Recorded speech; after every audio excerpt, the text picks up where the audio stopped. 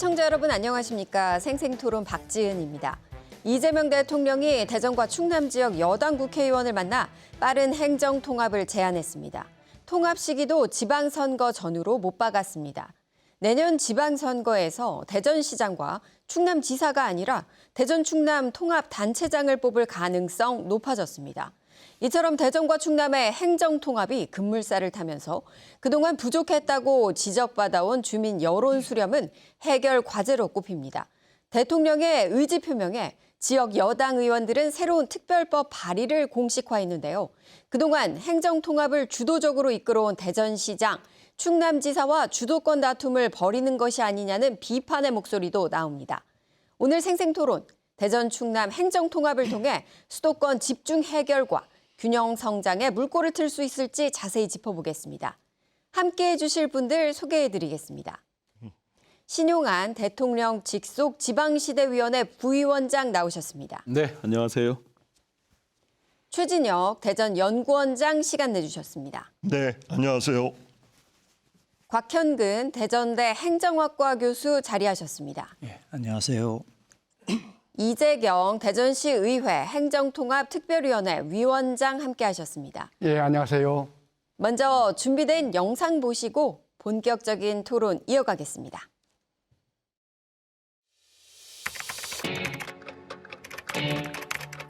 충남 대전을 우선 통합하는 것이 좋겠다. 그럼 한 360만 명이고 이 정도만 돼도 우리가 충분히 힘을 발휘할 수 있겠다. 수도권 일극체제 극복과 지방 소멸 방지 그리고 글로벌 경쟁력을 가진 광역 경제 생활권 구축. 균형 발전, 또 자치의 강화는 이제 대한민국이 지속적 성장을 위해서 피할 수 없는 국가적 생존 전략이 됐다고 생각합니다. 정권 이제 행정연합하고 연계해서 행정 통합에 대해서는 적극적으로 지원한다라는 입장을 가지고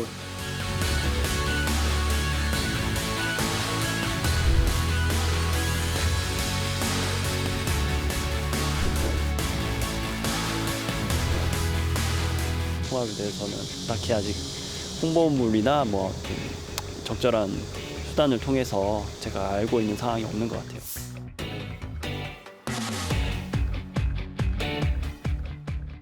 (1989년) 대전이 직할시로 충남에서 분리된 지 36년. 다시 행정통합이 화두가 됐습니다.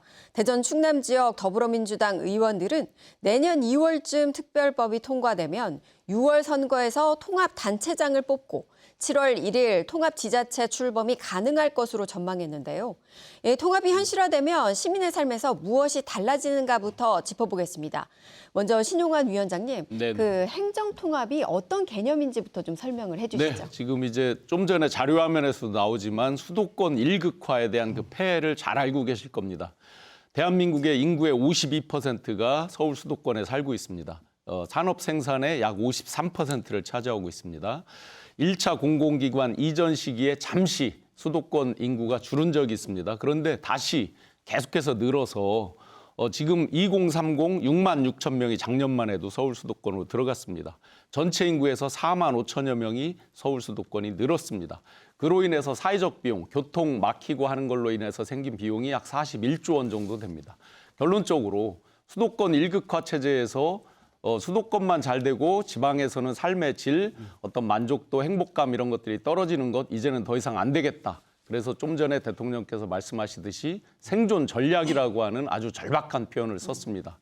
그런 가운데에서 가장 모범적으로 충청광역연합을 출범시키고 계속해서 협의체를 이루어서 논의를 해오고 있는, 즉 아래로부터 위로 이렇게 상향식으로 논의를 해왔고 거기에 대통령께서 화답을 하면서 또 위로부터 아래로까지 서로 마주쳐서 최초의 사례로 모범통합이라는 표현으로 지금 통합의 필연성이 다가와 있습니다. 네, 그렇군요. 그 보면 이제 수도권 일극 체계를 이제 좀 극복할 하나의 대안이다. 네. 그리고 생존 전략이다. 지역을 살리기 위한 생존 전략이다. 이렇게 말씀해 주셨는데요. 그렇다면 이 최진혁 원장님께 좀 여쭤볼게요. 네. 이 대전 충남 그 행정 통합, 이 민관 협의체에서 좀 활동을 하고 계신데요. 네. 이 통합이 되면 어떤 점이 가장 좋아지는 겁니까?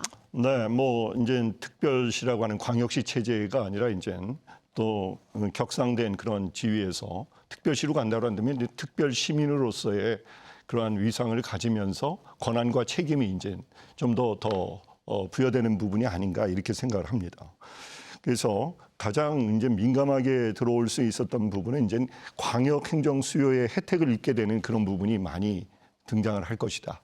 그래서 쉽게 보면 우리가 광역 교통망을 확충하게 되게 된다면은 이제 대전 충남 안에서의 60분 거리, 60분의 어떤 체계 속에서 우리가 움직일 수 있는 그런 상황이 되겠다. 그래서 대전 태안이라든지 대전 보령 이런 부분은 한 50분, 40분 안에서 전부 다 이제 도달이 가능한 이런 상황이 돼서 뭐 거기에 따라서 여러 가지 교육이라든지 관광 이런 부분들을 시민들과 도민들, 지금은 그렇습니다. 주민들이 혜택을 입을 수 있는 그런 부분이 되겠고요.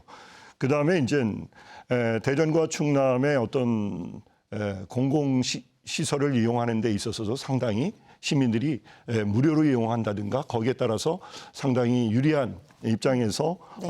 이용을 할 수 있는 부분이 되겠고요. 네. 그다음에 이제 대전에 있는 대형 병원이라든지 이런 부분들이 충남 서해안권과 연결이 돼서 의료 혜택을 받을 수 있는 이런 부분들이 가시화된다. 네. 이런 부분이 되겠습니다. 그다음에 뭐 수도 요금이라든지 전력 공급에 있어서 수도 같은 부분은 대전시가 상당히 그 수도값이 톤당 상당히 낮은 가격으로 이렇게 주민들에게 혜택을 주고 있습니다. 그런데 이제 이런 부분들을 충남 도민들에게도 그렇게 갈 수 있는 부분이 되겠고 또 충남에는 전력 공급이 상당히 강화되어 있기 때문에 이런 부분을 대전에다 또 같이 공급을 해준다고 한다면은 그 산업의 시너지 효과가 상당히 크게 될 것이다 하는 그런 부분이 되겠습니다. 예. 그 이외에도 뭐 여러 가지 기업들이 좋은 기업들이 이 자리로 들어올 수만 있다고 한다면은 당연히 일자리 창출이 돼서 거기에 따라서 인구 유입이 들어올 테고 그다음에 이제 거기에 따라서 소득 증대와 경제 활성화를 이루고 그것이 투자로 확대된다면은 선순환 과정 속에서 그러한 주민들이 많이 혜택을 입을 수 있는 그런 상황을 만들어 나갈 것이다. 그런 것들이 체감이 될 것이다 이렇게 생각을 합니다. 예. 그렇다면 곽현근 교수님 좀 여쭤볼게요. 지금 사실 이제 대전, 세종, 충남, 충북이 다 같이 모여서 광역 연합을 이제 구성하고 있습니다. 그렇기 때문에 지금도 협력을 하고 있는데 굳이 행정 통합이 필요하냐? 이 질문에는 어떻게 답하시겠습니까? 예, 지금 앞에 두 패널께서 행정 통합을 하면 수도권의 경쟁이 가능하다. 또 우리 최진혁 원장님께서는 다양하게 통합이 되면은 이러한 그 혜택, 편익이 생길 거다 이렇게 설명을 해주셨는데요. 굉장히 중요한 문제는 분명 아까 말씀하신 광역 교통망이라든가 아니면 의료 체계 또 그밖에 여러 가지 초광역의 협력을 통해서 우리가 얻을 수 있는 혜택은 분명히 있다고 생각을 합니다. 그런데 과연 이러한 혜택을 얻기 위해서 우리가 두 개의 광역자치단체를 통합해야 되느냐 하는 문제 또 다른 문제라고 생각이 되고요. 그다음에 아까 우리 진행자께서 말씀을 하셨듯이 특별지방자치단체라고 그래서 충청광역연합을 만들었죠. 사실은 이 네 개의 광역자치단체가 협력을 해야 되는데 그게 잘 되질 않습니다. 그러면 우리가 어떻게 하면 협력을 더 촉진해서 아까 말씀하셨던 초광역의 여러 가지 혜택들을 끄집어낼 수 있을까, 도출할 수 있을까 해서 그런 어떤 처방을 고민을 해야 될 시점에 마치 두 개를 합치면 수도권의 대항마가 될 수 있다. 또 네 개를 합치면 문제가 해결이 된다. 문제는 뭐냐면 이 두 개의 광역자치단체를 합쳐놓으면 이걸 구조적 처방이라고 그럽니다. 두 개의 어떤 부서가 각자 나름대로 하나는 예를 들어 대도시권의 기능을 잘 커버를 하고 있고 또 하나는 광역에 걸쳐서 도농 간 격차 문제라든가 지역 균형 발전의 문제를 나름 잘 해결해 오고 있는데 갑자기 또 다른 기능이 생겼다고 그래가지고 두 개를 합친다고 그래서 다 잘할 수 있느냐. 그건 전혀 아니라고 보여지거든요. 근데 지금 우리는 뭐냐면 이런 구조적 처방을 굉장히 극단적인 처방을 내려놓았을 때 이건 돌이키기도 어렵고 또 제가 시간이 없어 말씀을 못 드리지만은 엄청난 비용을 치러야 되는데 과연 우리 이 시점에서 우리가 그런 비용을 좀 더 신중하게 어떤 대안을 놓고 선택을 고민해야 될 시점이다 이렇게 생각을 합니다. 그렇군요. 그러니까 시기상 너무 빠른 것이 아니냐 이제 이 부분을 지금 교수님께서 계속 지적해주고 계신데 그렇다면 이재경 위원장님이 보시기에는 이 현재 추진하고 있는 이 행정통합 특별 법안 있지 않습니까? 어떤 내용들이 담겼는지도 좀 궁금합니다. 예.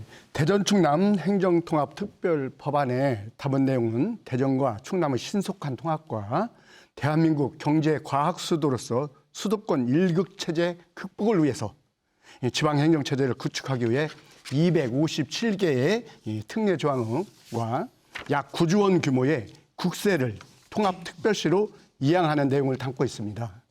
주요 내용을 말씀드리면 먼저 특별법은 대전광역시와 충청남도를 통합해서 서울특별시에 준하는 주위를 가진 대전 충남특별시를 설치하도록 규정하고 있고요.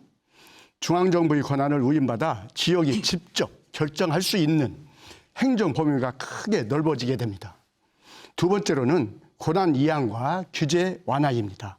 환경, 중소기업, 고용, 노동 등 주민의 삶과 지역경제에 밀접하게 관련된 분야의 권한을 중앙으로부터 이양을 받고 규제 자유화와 예배 타당성 조사 면제 등 신속한 정책 추진 가능히 하도록 규정하고 있습니다. 네. 세 번째로는 자치권의 강화에 관한 사항인데 통합특별시의 관할 구역 내에서 징수한 법인세, 양도소득세, 부가가치세 들 통합특별시에 교부하도록 하는 내용인데요. 이것은 자치행정을 강화하는 내용이 되겠습니다. 조직, 또 인사, 교육 등에 대한 자치행정 권한을 대폭 또 강화하는 내용을 담고 있습니다. 네 번째로는 경제과학수도 조성입니다. 항공우주, 반도체 등 통합특별시 전략산업 육성에 대한 국가 차원의 지원을 강화하고 광역교통망 등 인프라 사업에 대한 국비 지원, 특례 규정 등을 규정하고 있습니다. 정리해서 말씀드리면 특별법은 충청권의 위상을 근본적으로 재정의하고 대한민국의 성장 구조를 재설계하기 위한 선택이죠. 행정통합은 대전과 충남이 국가 균형 발전이 대상이 되는 것에 머무르지 않고 주체로 나서겠다는 선언입니다.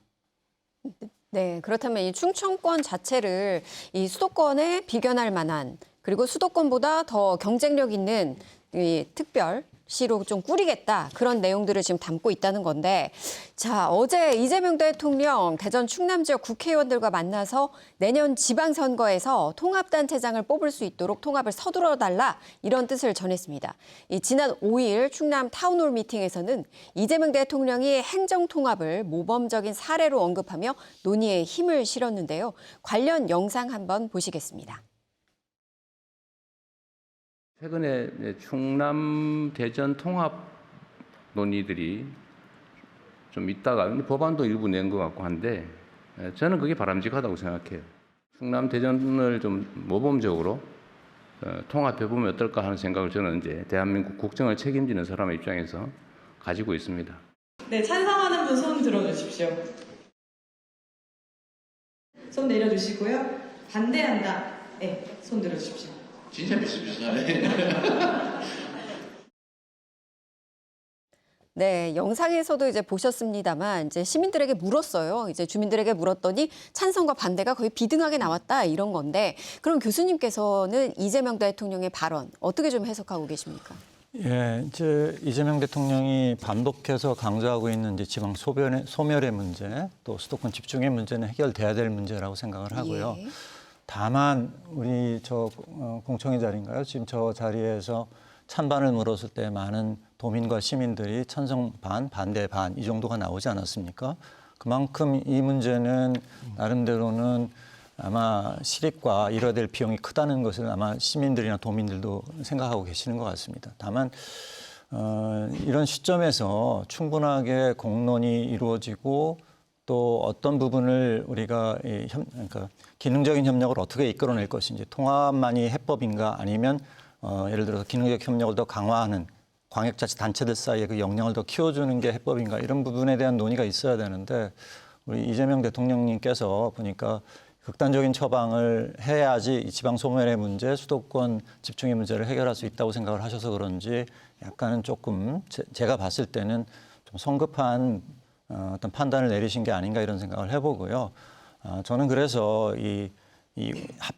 통합이라고 하는 이 구조적 처방은 굉장히 조심스러워야 된다. 다른 기능적인 협력은 좀 잘못되면 바로잡을 수가 있는데 두 개의 정부를 하나로 합쳐가지고 만들게 되면 이건 돌이키기도 어렵고 이게 진행되는 과정에서 매몰 비용이 너무 큽니다.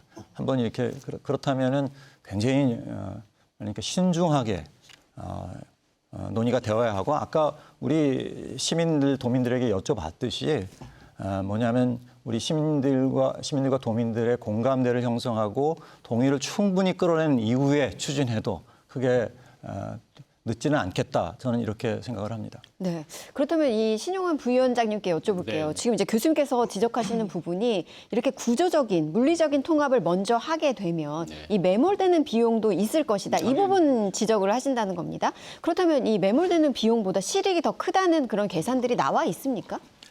수치적으로 아직 그렇게 분석해서 나오는 거는 없고 또 그런 수치적으로 따지기는 어렵지만 우선 우리가 표면적으로 보이는 것만 한번 말씀드려 보겠습니다.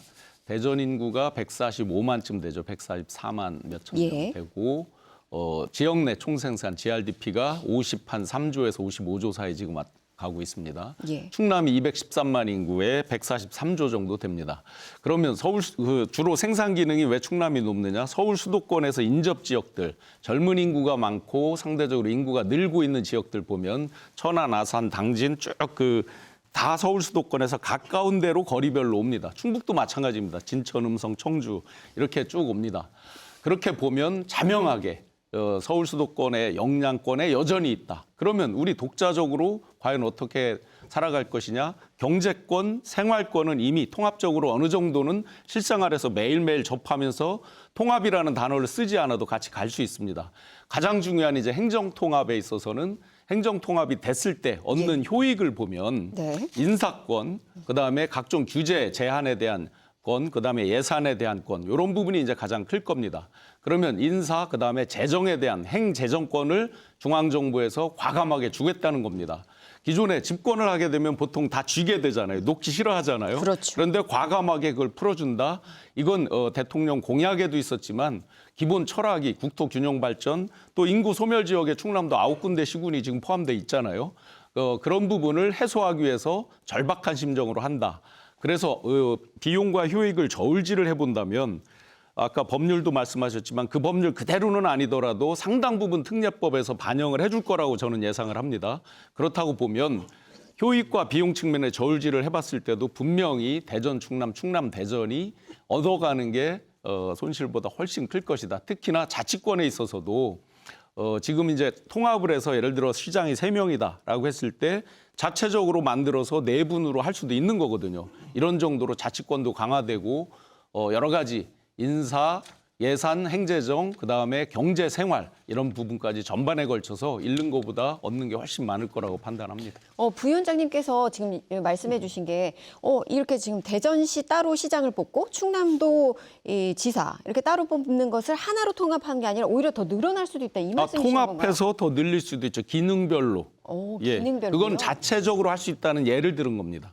자체적으로 결정을 해서 숫자도 결정을 할 수 있는 거죠. 그만큼 인사권과 자치권에 대해서 재량이 넓어진다는 뜻입니다. 그렇군요. 가장 큰 문제가 뭐냐면은 대도시권의 문제하고 충남과 같이 넓은 공간 규모에서 펼쳐지는 어떤 행정의 수요가 다르지 않습니까?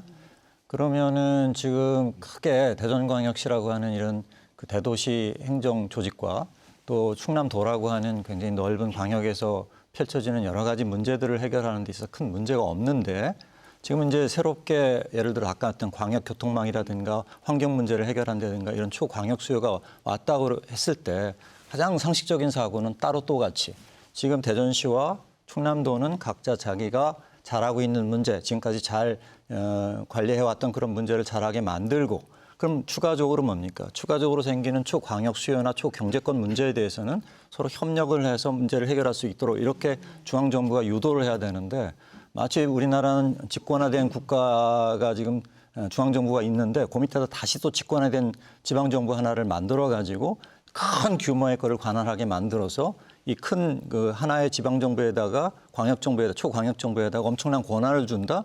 이거는 지방자치를 제대로 우리가 알고 있다면은 이건 집권화의 모습을 그대로 보여주는 것이고 그만큼 간단히 말씀을 드리자면은 시민이나 소위 지방자치가 그런 효율성의 문제도 다뤄봐야 되지만 그만큼 도민이나 시민들의 대표성을 띠는 초광역 정부가 그만큼 멀어진다는 얘기거든요. 목소리가 잘 들리질 않아요.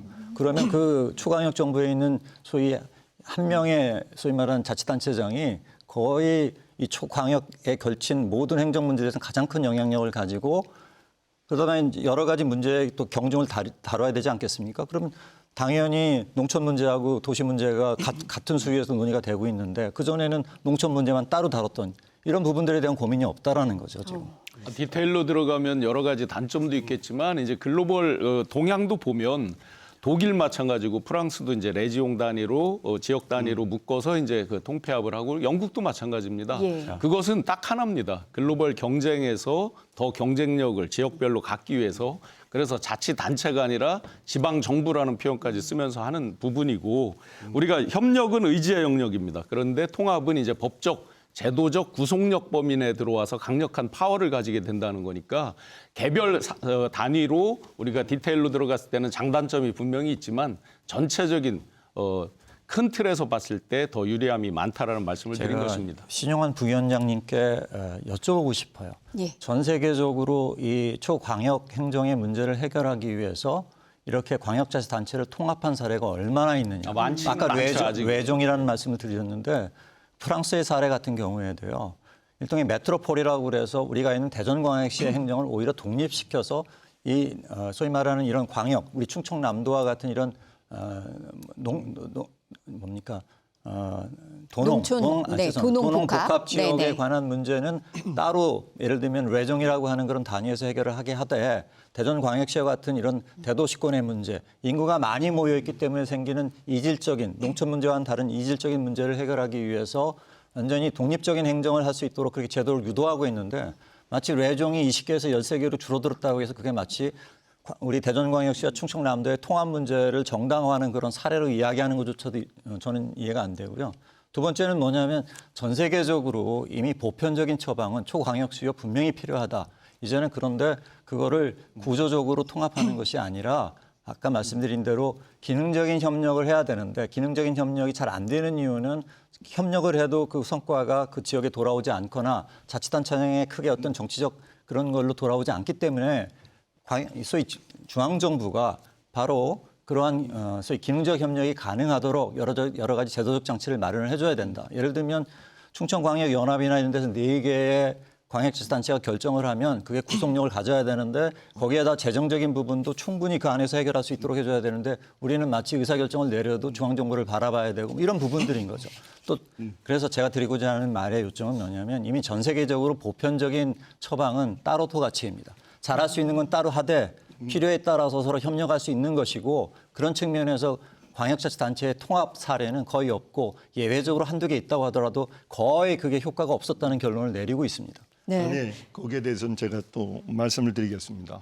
프랑스가 그 하르세옹이라고 하는 부분이 이렇게 더 초광역으로 가게 되는 배경은 그 역사적인 배경이 있는 겁니다. 우리가 지금 기능적이니 구조적이니 이런 얘기를 하기 전에 그 나라의 어떤 특수한 사정들, 그러한 정치 문화적인 백그라운드를 이해하지 못한다면은 좀 건넘는 그런 겉핥기식의 얘기가 될 수 있겠다 이런 생각이 드는데요. 자, 원장님 그럼 질문을 구체적으로 드릴게요. 그렇다면 프랑스가 왜 초광역 연합을 그 당시에 선택했는지 우리 사례랑 조금 비교를 해서 봤을 때 그래서 우리가 필요하다 이렇게 주장하실 부분이 있으시면 좀 말씀해 주시죠. 프랑스는 제일 처음에 이제 기초 단위에서 꼬민이라고 하는 게 있어요.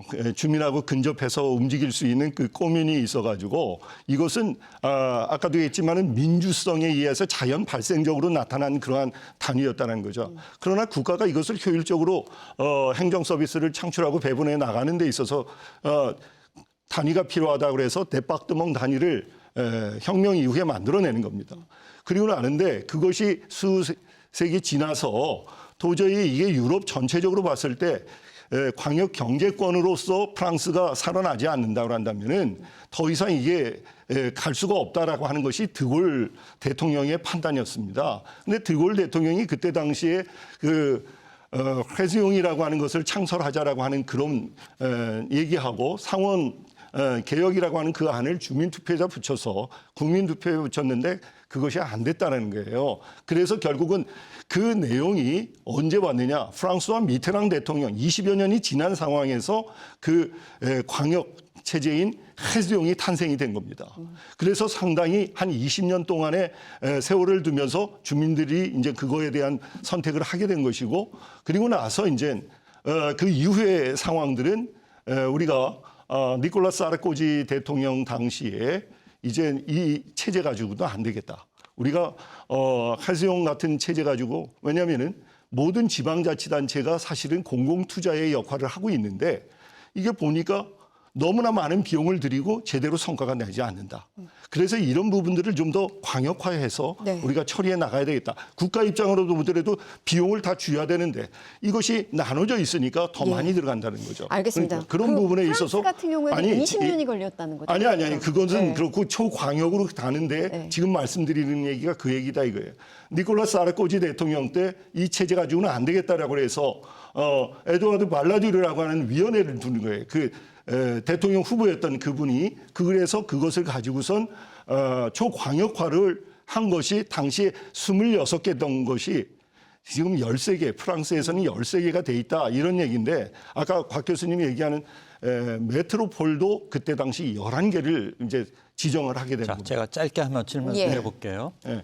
예를 들면은 프랑스는 이 메트로폴이라고 하는 이런 행정 단위를 소위 이 광역, 외정이라고 하는 이 행정 단위로부터 독립시켜서 대도시권의 문제를 해결하려고 하는 거 아닙니까? 물론 대도시라고 하는 11개의 대도시권을 두어서 메트로폴을 대전광역시가 탄생한 배경이 이 대도시권의 문제를 전문적이고 집중적으로 해결하기 위해서 이 대전광역시를 출범시키지 않았습니까? 그럼 지금 그 문제는 사라졌습니까? 마치 예를 들면은 초광역 문제를 해결하기 위해서 대전광역시가 지금까지 다루고 있는 이 도시 문제에 대한 어떤 이 전문성 내지 이런 부분을 포기할 만큼 그렇게 초광역 문제를 위해서 저희들이 통합을 해야 된다는 아닙니다. 그 논리가 과연 통합을 하고 대도시는 대도시대로의 또 다른 힘을 주어서 균형 발전을 하겠다라는 얘기예요. 자, 굉장히 중요한 부분은 예를 들면 대전광역시는 자기 결정을 통해서 자기의 문제를 해결할 수 있어야 되는데 충청남도는 또 다른 어떠한 그런 기능과 행정 수요에 따라서 또 자기 결정을 할 수 있는 그런 구조가 지금 만들어져 있는데 갑자기 어느 순간에 초광역 아까 말씀했던 여러 가지 그것도 뭐 예를 들면 협력을 통해서 해결할 수 있는 문제들임에도 불구하고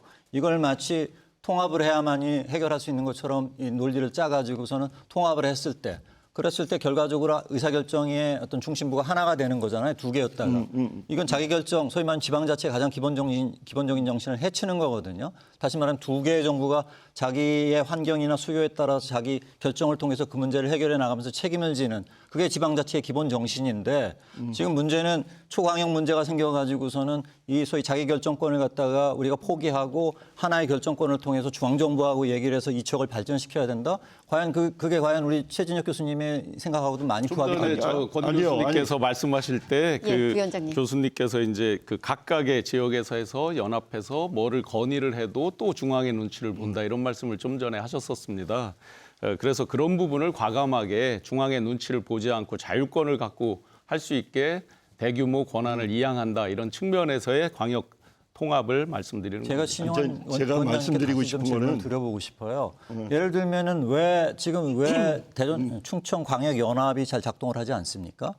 그러면 충청 광역 연합이라고 해서 4개의 광역자치단체가 각자 자기 영역에 대해서 자기 결정권을 잘 하고 있는데 4개의 초광역에 대해서 문제를 해결하기 위해서 초광역 행정 수요가 필요한 그 기능을 해나가기 위해서 지금 4개의 충청 광역 연합에 말씀하신 재정 지원과 충분한 재량을 주고 자기 결정을 통해서 문제를 해결하면 중앙정부가 엄청난 보상 또는 그 재정적 지원을 해줄 수 있는 이런 구조를 만들어주면 굳이 통합하지 않아도 지금 문제들이 다 해결되는 거 아니겠어요? 근데 왜 이 시점에서 그 구조적 통합만이 해결책인 것처럼 그래서 구조적 통합이 해결책이 아니라는 게 아니라 일단은 뭐냐면 소위 기능적 협력을 통해서 초광역 문제를 해결할 수 있는 그러한 것에 대한 대안도 생각을 해봐야 돼요. 죄송한데 기능적 협력이 지금 잘 안 된다라고 말씀하시면서 계속 기능적 협력을 강조하고 계시는 건 저는 상당히 모순적으로 생각합니다. 예. 그러면 이후에 조금 말씀해 주시죠. 지금 이제 이재명 대통령은 5극 3특을 통해서 어쨌든 경쟁력을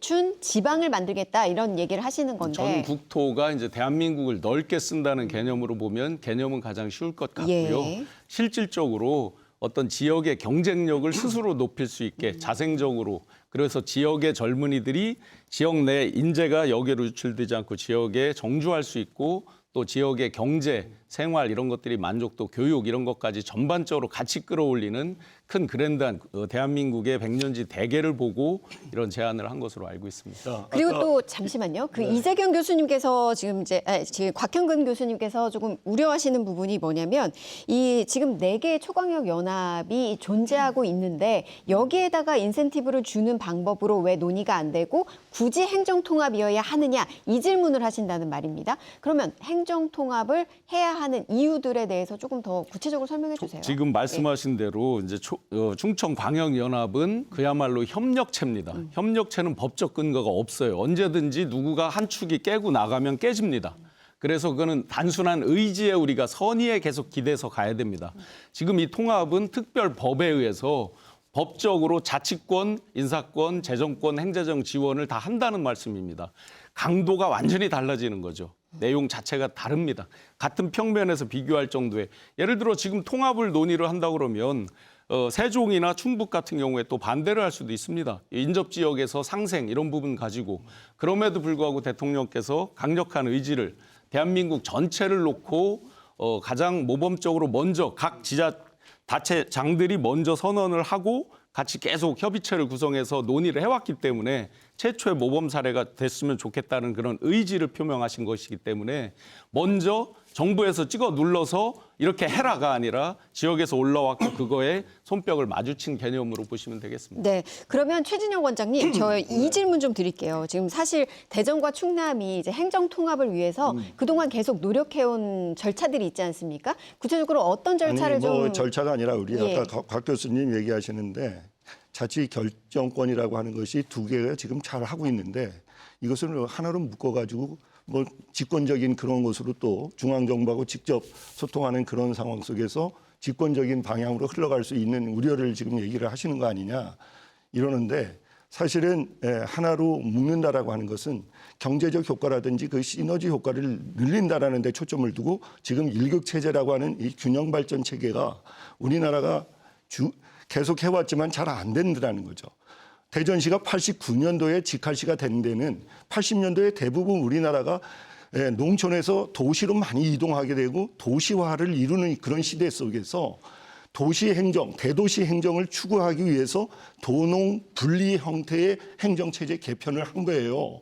그러니까 그 상황에서 지금 한 36년 오면서 그 효과가 좀 나타나야 되는데 지금 잘 된다고 하시지만은 그렇지 않은 부분이 있다는 거예요. 수도권 일극 체제로 계속 빨려가니까 광역시 체제도 자꾸만 인구가 소멸되어가는 그런 부분들도 생기고 나니까 이 부분을 묶어서 큰 틀에서 우리가 시너지 효과를 내고 중앙 집권적인 집중적인 수도권 문제를 해결을 해나가겠다 이런 부분이고 지금 우려하시는 부분은 대전 충남이 통합이 돼서 대전시라고 하는 대도시권, 천안 아산권이라고 하는 도시권, 그다음에 내포 신도시권이라고 하는 이런 신도시 체제를 도시권으로서 활성화하면서 균형 발전을 시켜나가겠다는 그래서 그 아래서 민주주의 의견들이 풀뿌리 민주주의들이 거기에서 작동할 수 있도록 하자라고 하는 그런 구상에서 얘기가 되는 거다 이거죠. 상식적으로 한번 생각을 해보시죠. 왜 경기도하고 서울은 분리되어 있는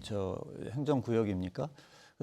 근데 간단히 얘기를 하자면 수도권의 견주는 초광역자치단체를 만든다고 했었을 때 사이즈를 봐도 그러니까 경기도하고 서울은 분리되어 있고요. 그럼 거기는 그 기능적으로 유기적으로 연계되어 있는 이런 부분들이 중요한 거지 구조적으로 통합한다고 그래서 서울과 같은 유기적으로 기능들이 연계되어 있는 그러한 어떤 시너지 효과를 과연 만들어낼 수 있을 것인가.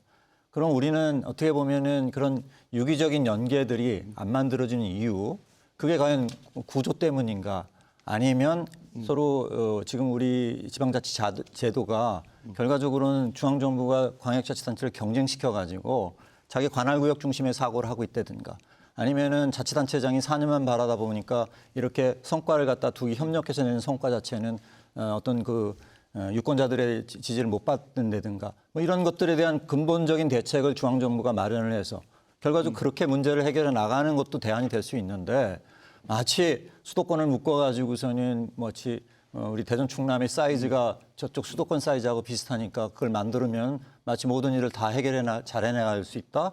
그건 굉장히 논리의 비약이라고 생각을 하고요.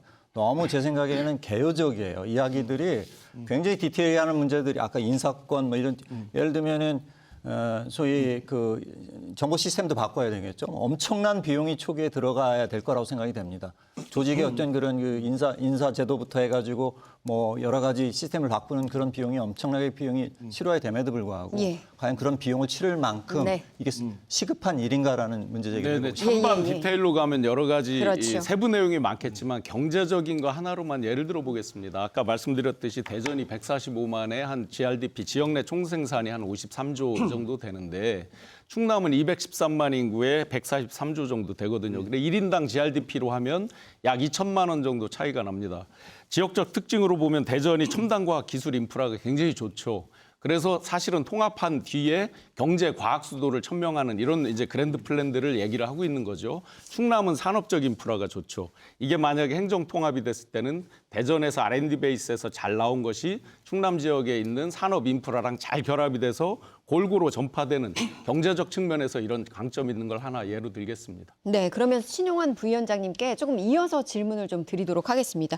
지금 보면 추진 동력을 얻기 위해서는 결국 중앙 정부가 가진 권한 그리고 예산 이런 것들을 지방 정부에 과연 얼마큼을 내려줄 수 있느냐 이 부분이 가장 궁금한 겁니다. 그래서 어떤 부분들 고려하고 있으신지 지금 이제 특별법으로 오늘 이제 충남 의원들, 대전 충남 의원들께서 이제 기자회견도 하면서 의지를 천명하고 하셨는데 일단 성일종 의원께서 법안을 기초 발의를 하셨습니다. 그런 내용에 보면 재정적으로 보면 상당 부분 교부세, 그다음에 지방에 대한 각종 이제 지방세 측면에서 올라오는 걸 온전히 다 쓸 수 있고 중앙에서 내려주는 교부세를 이제 늘리는 이런 것들이 많이 돼 있습니다. 물론 온전하게 그대로 갈 수는 없을 것입니다. 조정 부분이 있을 거예요. 예를 들자면 양도세나 이런 부분 조정 부분이 있을 것이고 그다음에 인허가권에 있어서도 그린벨트를 해제하는 권한이나 이런 부분에서 이게 범정부 차원에서 다 전국적으로 오기 때문에 무조건 그걸 당장 내준다 이렇게 할 수는 없겠지만 그런 부분조차도 상당 부분 특별법을 통해서 권한이 이양될 거라고 봅니다. 그걸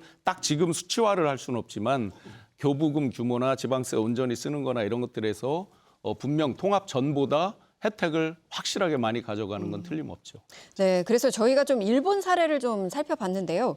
이 일본 같은 경우에도 시정촌이라는 기초자치단체가 있는데 그것을 일본 최상위 행정구역인 도도부현으로 이제 통합했던 사례를 보면 이 재정 지원을 했을 당시에 재정 지원이 없었을 때보다 훨씬 많은 통합이 이루어졌다. 그런데 어떤 재정 지원을 했냐 보니 보통 특별교부세 그리고 지방채, 보조금 그리고 합병 지원 특별교부금 이런 것들을 지원했을 때 합병이 좀 더 빠르게 그리고 속도감 있게 추진됐다라고 이제 나왔습니다. 그렇다면 이런 사례들을 통해서 우리가 어떤 부분들에 인센티브를 줘야 하는지도 극명하게 나올 것 같은데 그런 부분도 저희가 좀 관심 있게 지켜보도록 하겠습니다. 지금 저 사례처럼 실제로 저런 부분들을 입법에 많이 담으셨어요. 성일종 의원께서.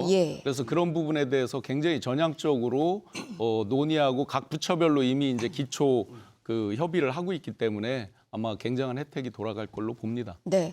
그렇다면 기존에 그 국민의힘 성일종 의원이 이제 발의한 법안들이 있지 않습니까? 그럼에도 불구하고 이제 민주당 의원이 모여서 새로운 법안을 낸다 하면 이게 속도가 좀 더 늦어지거나 뭐 부작용은 없는 겁니까? 지금 이제 골간은 많이 잡아주셔서 사실은 거기서 이제 세부 조정 내용들이 있을 거예요. 아까 양도세 말씀드렸고 예를 들어 환경 영향 평가 이런 것들을 이제 지자체 권한으로 달라 이런 부분들이 있단 말이에요. 근데 그거는 전체 대한민국을 놓고 하는 부분이라서 아마 부처 간 협의가 이제 많이 되고 할 텐데 속도에 있어서는 크게 걱정하지 않을 부분은 대전, 충남, 대전에 7분씩 14분의 민주당 의원들께서 다 결의를 하시고 임하기 때문에 2월 달에 입법 통과를 목표로 하는 부분에 속도에 있어서는 크게 차질은 없을 것 같습니다. 네. 그러면 이재경 위원장님, 그러면 우리에게 그 권한이 좀 넘어온다면 이 중앙 정부가 가진 권한들 이런 권한들이 좀 내려온다면 좀 통합에 좀 더 긍정적인 효과를 낼 수 있지 않겠느냐 싶은 점이 있다면 좀 소개해 주시죠. 분명히 그 대전 충남 행정통합 특별법하고 우리 그 충청권의 광역연합원은 그 성격이 아주 다릅니다. 그리고 우리가 이것을 접근할 때 어떤 방법으로 접근하냐면 이 대한민국 전체에 이 직면한 인구 감소 그리고 지방 소멸 그리고 저성장 문제에 대해서 지방의 생존 전략에 초점을 맞춰서 접근할 것 같습니다. 물론 이재명 정부가 5국 3특 이것은 우리 특별법에서도 이렇게 접근하는 방법은 똑같습니다.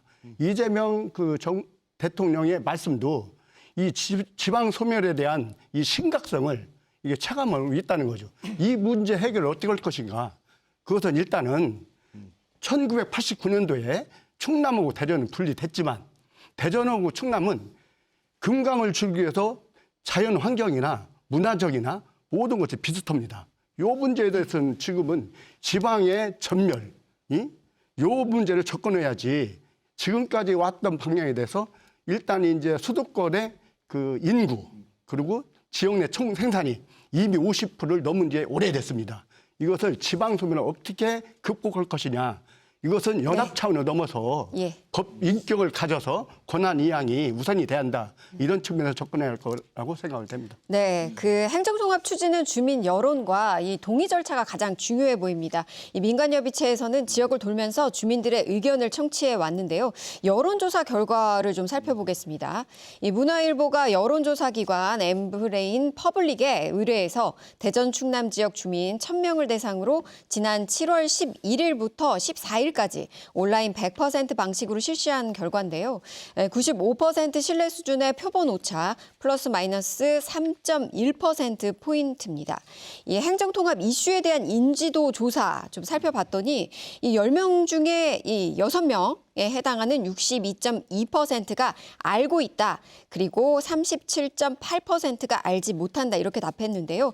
이 부분 좀 보면 이 현장에서 가장 그 주민들이 고민하는 부분이 무엇인지 이런 것도 좀 궁금한데 곽현근 교수님 어떻게 보십니까? 예, 저는 여러분들이 말씀하셨지만은 이 대전 충남 행정 통합의 문제는 100년 대계의 문제라고 생각을 합니다. 근데 지금 대전광역시와 충청남도가 이 문제를 두고 시민들에게 접근하는 방식은 일종의 설명과 홍보라고 생각을 합니다.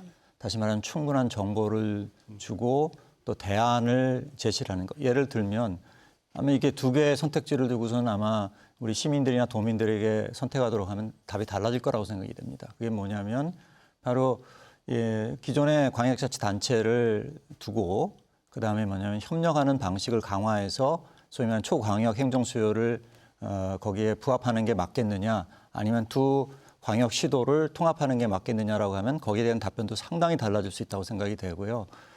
그 연장선상에서 지금 가장 큰 문제는 뭐냐면 제가 영어를 써서 죄송한데 시놉틱이라고 합니다. 개요적인 굉장히 추상적이고 장밋빛 어떤 청사진을 가지고 계속 홍보를 해나가면서 그 문제는 뭐냐면 그 밑에 깔려 있는 온갖 디테일한 문제들, 복잡한 문제를 단순화해서 이렇게 가려버리는 이러한 부분이 너무 그러다 보면 어떤 일이 보면 졸속으로 추진될 가능성이 굉장히 높은 거죠. 알겠습니다. 저는 지금부터라도 굉장히 공론화 과정을 강화하고요. 또 많은 정보를 시민들과 공유하면서 시민들의 과연 그 판단이 어떤 것인가를 좀 명확하게 도출해서 우리가 이 과정을 이끌어 나가야 된다고 생각합니다. 네. 그렇다면 이 신용환 부위원장님, 지금 이제 우려하시는 부분이 그겁니다. 이제 주민의 의견을 충분히 담았느냐, 그리고 어떤 절차가 필요하느냐 이 부분이실 텐데, 그러면 어떤 대안들이 좀 있을까요? 물론 이제 지역 내에서 노력을 해야 되는 부분이지만 공론화위원회 등등 이미 이제 구성돼 있는 양측의 TF 이런 있습니다. 부분들은 뭐 예. 기본적으로 당연히 가고요. 그래서 주민들에게 좀 전에 말씀 잘 주셨습니다. 설명 설득이 아니라 그야말로 생활 현장에서 올라오는 목소리를 짧은 시간이라도 제대로 담아내는 노력, 공론화위원회 등등등을 가고요. 그다음에 각 지역 의회의 역할이 있습니다. 의원님 계시지만 이게 도와 그다음에 대전광역시 이런 통합 같은 경우 지방자치법에 명백한 절차가 없습니다. 기초는 절차를 지방시대위원회에서 심의 의결하면 행안부로 넘어가서 주민투표로 넘어가고 주민투표에서 결정하는 이런 것들이 이제 있는데 광역 단위에는 없습니다. 그렇다면 그래서 모범통합이라는 선례를 만들려고 하면 진정한 합의를 이루어야 되는 거죠. 절차에서는 주민투표를 갈 수도 있고 안 갈 수도 있고 그거는 뭐 자율적으로 얼마든지 서로 협의에 의해서 할 수 있고 특별법에 의해서도 할 수 있지만 가장 분명한 건 지역 내에서 주민들의 동의와 합의를 얻어내는 그 노력, 진정성 있는 노력이 가장 중요하겠습니다. 그럼 구체적으로 좀 여쭤보면 이 주민투표제를 실시하면 이게 가능한 상황입니까? 절차적으로? 이제 그 절차적으로 법에는 분명히 그 명시적으로 주민투표를 해야 한다 이런 건 없습니다. 그런데 가장 민주적 정당성과 절차적 정당성을 확보한다고 보면 특별법도 있고 의회에서도 합의를 하지만 청주 청원 통합 인근 옆에서 보셨잖아요. 마지막에 주민투표를 했습니다. 청원 지역에. 그러면 이제 더 이상 민주적 정당성, 절차적 정당성에 대한 우려가 없는 것이죠. 그러네요. 이 절차적 정당성의 이 타당성을 좀 갖추기 위해서 그러면 주민투표도 고려할 수 있다라고 좀 해석을 해도 될까요? 할 수도 있겠고 그거는 순전히 이제 지역 내에서의 어떤 합의와 그다음에 특별법 논의 과정에서의 어떤 실무적인 어떤 운용의 묘라고 볼 수 있겠습니다. 네, 그러면 이제 마지막으로 좀 키워드 정리를 해볼게요. 우리 이제 행정 통합을 위해서는 좀 이런 것들 필요하다. 간단하게 한 줄 정리해 보겠습니다. 먼저 이 최진혁 연구원장님.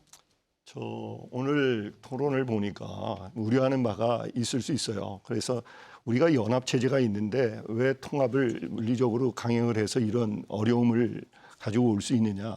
근데 그 부분은 우리가 연합체제를 이미 구성을 해놨다 하더라도 이것이 제대로 활성화할 수 있는 이 부분이 굉장히 취약합니다.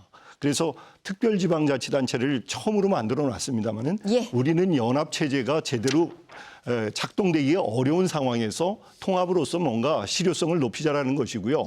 알겠습니다. 이제는 우리가 노무현 정부 때부터 얘기되었던 이 문제를 이제는 더 이상 끌 수는 없다. 이런 측면에서 마지막으로 제가 얘기하고 싶은 것은 이제는 결정할 때이고 시행할 때이다.